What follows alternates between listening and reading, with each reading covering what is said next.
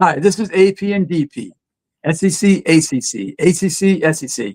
I'm AP Stedham from LA, Lower Alabama, with my co-host DP, Doug Parrish, former University of California defensive back extraordinaire. Doug, another week of college football. Oh, you gotta love it, AP. It's so good to be with you again this week. Yeah, it's So, awesome. Yeah, it's awesome. I can't wait to get to the games. I have 7. I think you have 6. So bring it yeah. on. Bring it on. All right. I'm gonna start off with all cylinders here with Clemson at Boston College, AP. All right, y'all. Welcome back to the AP and DP show because we're gonna be talking some good college football. No scripts, no fluff, just real talk about what's happening on the field. This weekend, we got an ACC matchup, Boston College going up against Clemson. Two really proud franchises and teams. They're passionate about their fan base. I mean, two head coaches, they know exactly what it takes to be number one. Bill O'Brien against Dabo Sweeney. I mean, let's get it going, AP. This is what it's all about. You can already tell that Coach O'Brien has his team, at least going in the right direction despite their record.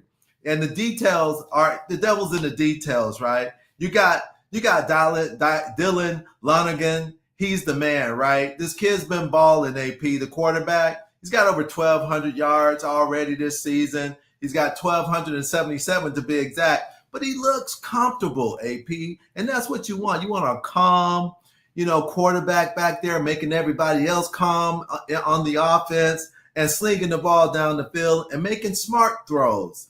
And, they have some balance, too, because they got one of my favorite names of a running back, Turbo Richards. I like that Turbo. But he's got about 331 yards right now rushing.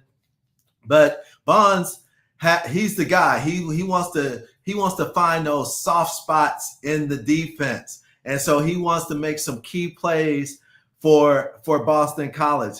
Now, on defense for Boston College, they got KP Price, and he's been steady. He's been, all over the field, making 36 tackles on the season. He flies around, and he brings energy every week. But now you got to look at what's on the other side, right? Dabo Sweeney. Like I said, he's been here before.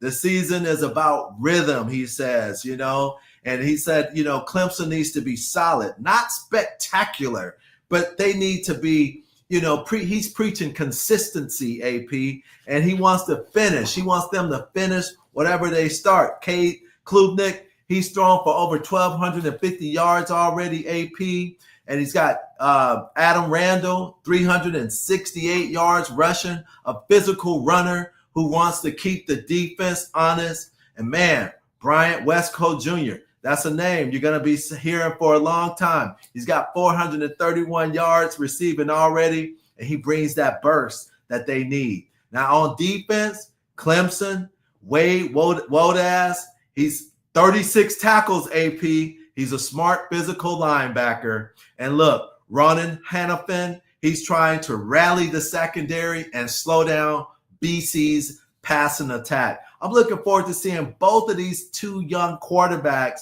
Lonergan and Klubnik, both trying to prove that they can win the big game, AP. So it should be really interesting to see them coming out this week. So that's going to be Clemson at Boston College, FYI. Next game I have, AP, is Pittsburgh at Florida State. Now, at Florida State, remember, that's a hostile environment. You know that, AP. Okay, Florida State comes in. They're ranked. Unlike last year, they're ranked 25 in the country. They're sitting at 3-2, And so the quarterback, Castellanos, he's been steady. He's 1,200 yards. He's mobile. He's confident. Running back, they got a good running back to keep people balanced. Sauce Chuck, he's got 281 yards right now. And then on defense, Earl Little Jr., although I saw him miss a tackle, he's been pretty consistent, a really critical tackle in the last game they played. But that was the game against Miami. All right, he got 35 tackles on the season. Now, as for Pitt, they're 3-2. as well, and they're coming into this hostile environment. They got Eli Holston, who's thrown for over 1,000 yards, and he's been pretty consistent. Jules Goff gives them a little bit of power in the run game, a little bit, right? But Raphael Williams has to become more reliable with 320 yards. Defensively, yeah, Rasheed. I think Eli got benched last week, Doug. Ooh, tough slaying, man. Yeah, So it's going to be interesting. This matchup is going to be interesting. We'll see, how they come out, and but the energy has to be there. The energy has to be there. The tempo's got to be there, and I think the key to the game, AP, is when both teams need to tackle clean, and they need to make some plays, right? They can't sit back and wait, right? So we'll see what happens early Saturday morning down in Tallahassee. Okay, it's a big game. We're going to start out with Arkansas 2-3 overall, 0-1 in the conference versus Tennessee. Tennessee's number 12 in the Football Writers Association of America poll, and the National Football Foundation Super 16 poll. They're 4-1, 1-1 in the conference. This series, 13 wins for Tennessee, 7 for Arkansas. Arkansas has the interim head coach, Bobby Petrino. They had the week off. Tennessee had the week off as well, so they're trying to regroup. Taylon Green, he's the quarterback for Arkansas. Very talented, big, 6'6", 230, 240, can run, long-strided runner, but a good passer as well. They pass for 300 yards a game, run for 200 yards a game, over 500 yards of offense, 8th in the country, Arkansas. That's not the issue, the offense. Defensively, 117th. Give up a lot of passing yards, 257. It's 113th in the league, 108th in rushing, surrendering 168 yards, 425 yards on the defensive end that they allow, which is not good for Arkansas. That's why Sam Pittman was dismissed. They just couldn't get enough defense for the last couple of years. Tennessee averaging 51 points a game, 1st in the country, 536 yards of offense, 6th in the country. Their passing defense is not good, though, 115th. So Taylor Green can take advantage of that. Their defensive secondary is not good right now. So, but they're giving up 29 points a game. Arkansas gives up 30 points a game. So should be pretty high scoring. Tennessee's favored by 13.5 in Knoxville. They will probably prevail unless Taylor Green and company just let loose, and Tennessee can't stop them with that secondary, which seems to be on the slide. Second game for me, Georgia at Auburn, the oldest rivalry in the South. 65 wins for Georgia, 56 for Auburn, 8 ties. Auburn had a bye. Georgia beat Kentucky 35-14. Georgia 34 points a game. They allow 18. Auburn's 27 points a game, allows 16 points a game. Pretty good defenses, but Auburn not very good in the pass. 112th in the country, only 173 yards. Defensively, good against the run. 88 yards a game, 17th in the country. Georgia only 82. That's 13th in the country. They're both around the 80s in the pass defense, 230 and 227 for Auburn, 230 for Georgia. So 313 yards total, 315. So real close defensively. But and the odds makers think it's going to be fairly close. It's only a 7.5 point favorite for Georgia. So those are 2 games out of the SEC, Doug. Oh, very interesting. Well, I have a couple of games coming up here in the ACC. Virginia Tech at 5-0, Georgia Tech. Man, this is going to be a fun one, right? Because Georgia Tech is starting out 5-0, undefeated, taking on Virginia Tech in Atlanta. Oh man, this is a game that you want to check out for sure. There's something special going on in Georgia Tech. Don't you agree, AP?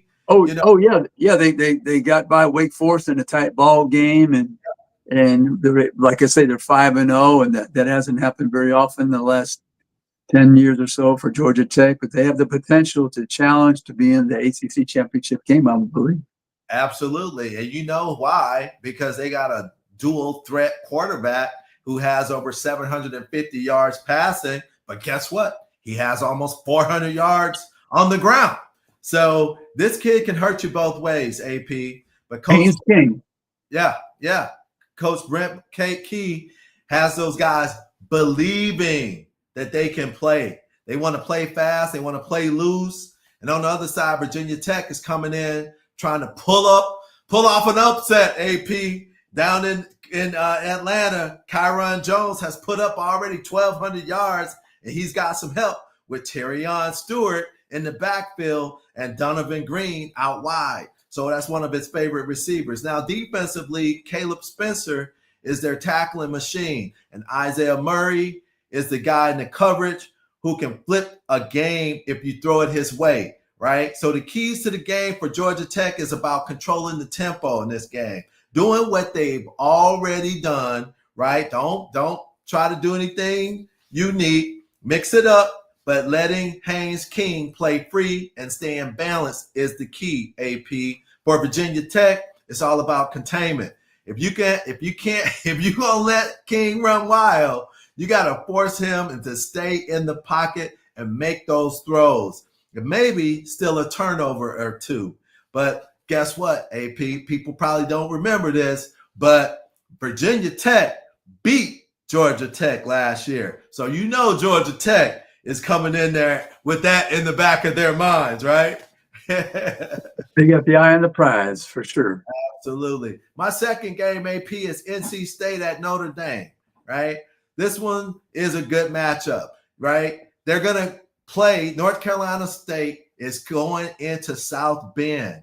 Now, Notre Dame is 3-2. They're starting to find a little bit of rhythm, but they've had a few bumps and bruises. CJ Carr has been a solid quarterback. He's got over 1,200 yards passing. Jeremiah loves to have a little balance with 444 yards on the ground. And Jordan Faison is a reliable target through the air. On the defense, they got a good defender, Adam Schuler. He's at safety. And then Leonard Moore, who's already snagged 3 picks already. So he's been a playmaker in the secondary to tighten up that back row there. NC State, they're 4-2. They're quietly dangerous, AP is what I consider them. CJ Bailey has thrown for over 1,600 yards. Hollywood Smothers, another name I like, he has about 690 yards rushing. And Terrell Anderson stretches the field with almost 400 yards rushing, AP. Defensively, Camden Forden is a tackling machine. If I told you how many tackles he had, you probably wouldn't believe me.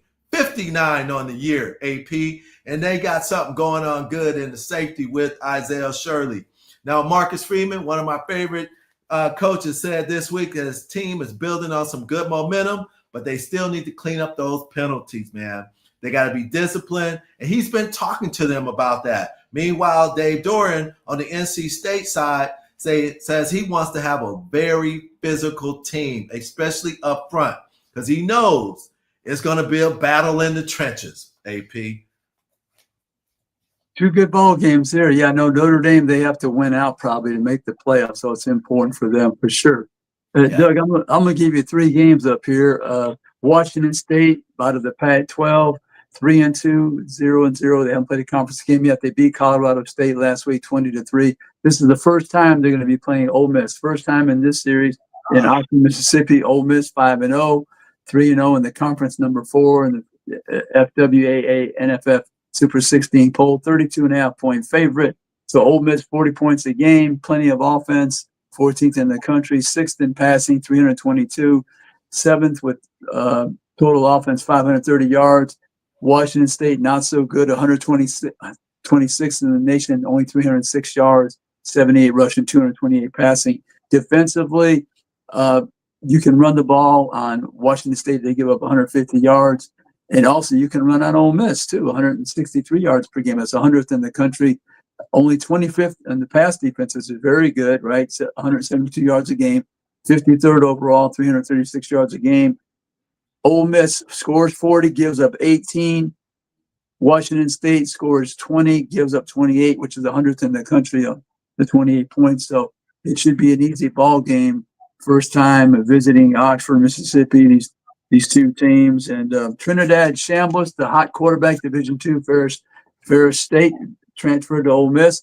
Yep. He had games of 400 plus, 400 plus, and 300 plus, I think. So Austin Simmons, the original starter. Lane Kiffin has not named a starter. We don't know what's going to happen. So maybe both of them play at this point. We're going to move on to the next game. Florida, 2-3 overall, 1-1 in the conference, playing Texas A&M, 5-0, 2-0 in the conference. 9.5-point favorite are the Aggies in College Station. This series favors A&M by 1 game, 4-3. Offense, Florida, only 354 yards a game. Texas A&M, 466 yards a game. Their teams, they have pretty decent defenses, not too bad. 26th in the country defense, 17 points a game. Florida, only 17 points a game, 21 points per game, 48th for Texas A&M. But I think A&M probably will take this series to number 6 in the poll. So we'll see what happens. Game number 5. The next game is Alabama going on the road to Como. That's Columbia, Missouri. Missouri number 14, Alabama number 7. Alabama averaging 36 points a game, Missouri 45. Alabama surrenders 16 points a game, Missouri 14. So 2 pretty good defenses. Alabama gives up the run. Mizzou, Doug, 292 yards a game on the ground. That's third in the country. That's a lot of almost 300 yards in this day and age. 200 is very, very good. So defensively, Alabama is 87th, allowing 155 yards on the game. They must stop the run. They got a hot running back at Mizzou that transferred from Louisiana. Amon Hardman, I believe his name is. Yeah. But anyway, 200 yards a game total defense for Mizzou. Second in the country, Doug. Only 200 yards, 203 yards. 62 yards rushing, 141 passing. Alabama, 5th in the country in passing, Doug, 325 yards a game. Mizzou is balanced, 292 rushing. I told you 255 on the run, 547 yards a game offense, 4th in the country. So should be a good ball game. Alabama's favored on the road by 6.5, but this could be Missouri's moment. Yeah, absolutely. This could be Missouri's moment. Have his guys ready to go. Yeah. All right, folks. This weekend we got Stanford heading down south to SMU. And let me tell you, the Mustangs are not an easy win. They're sitting at 4-2 AP, and they're playing with some confidence right now. They got some weapons. You know, Kevin Jennings, he's already got 1,400 yards passing, and he's in a good rhythm right now. And he's got some playmakers on the outside. Romello Brenson, who has 437 yards already. You know, he's out of the backfield. TJ Harton continues to pound away at 376 rushing yards, you know, so he's running the rock. Defensively, Isaiah Wachovia is holding things down for them with 37 tackles, and Ahmad Moses is in the secondary with a couple of interceptions, which is tightening up that secondary. That's a guy who can flip the momentum in a hurry too. Now, in Stanford's side, they're 3-2, believe it or not, AP. And they're still searching for some consistency. They got Ben Goldberson, and he has been solid. He has over 1,100 yards passing, but Michael Ford is their ground guy at 347 yards, and Bryce Farrell has emerged as a go-to target. He has 346 yards receiving. Now, on defense, Matt Rose, he leads the charge with 40 tackles, and Colin Wright has snagged an interception out of the secondary. But make no mistakes about it, AP. Stanford's walking into a tough environment in Dallas, right? SMU's offense, they move fast. And so, you know, they have some quick pops, you know, with their wide receivers in that quarterback combination with the wide receivers. They're at home. So, you know, when they're at home, they can really get things going, man. So the big question is, can Stanford's defense slow down SMU's offense enough to stay in the game? And we'll find that out this weekend. My second game, AP, is Wake Forest versus Oregon State. Yeah, an old Pac-10 team or Pac-12 team. Yeah, you know those guys out west, Oregon State. Pac-12, right. But, yeah, you know, it's going to be interesting. Wake Forest heads out to Oregon State. and it's going to be an interesting game. Wake comes in at 3-2, right? They've shown flashes of balance offensively. Now they have a quarterback, Robbie Ashford, who's been solid. He has over 1,100 yards passing, and they move the ball efficiently when the line holds up. The offensive line has to hold up because they got a running back that's coming out of that backfield. Damon Claiborne gives the ground punch with nearly 400 yards rushing. Chris Barnes has been his go-to target in the air, and he has 308 yards receiving. Now, on defense, you got to check out this player, Nick Anderson. He's been flying around. He's got 41 tackles already. He's coming up from the secondary. Yeah. So Zamari Stephen has been steady coverage too. So just to name a few of their top guys on defense. But now on Oregon State side, they're still searching for their first win, AP. 0-6. I mean, don't sleep on them, though. They've been in a lot of tight games, right? They just, they kind of got to get it together. Malik Murphy has been quiet. He's been quietly putting up 1,523 yards passing, so the kid can sling it. Another kid is Anderson Hankerson, who gives them balance in the run game with 366 yards. And then they got a pretty decent wideout by the name of Trent Walker. He's been a bright spot for them.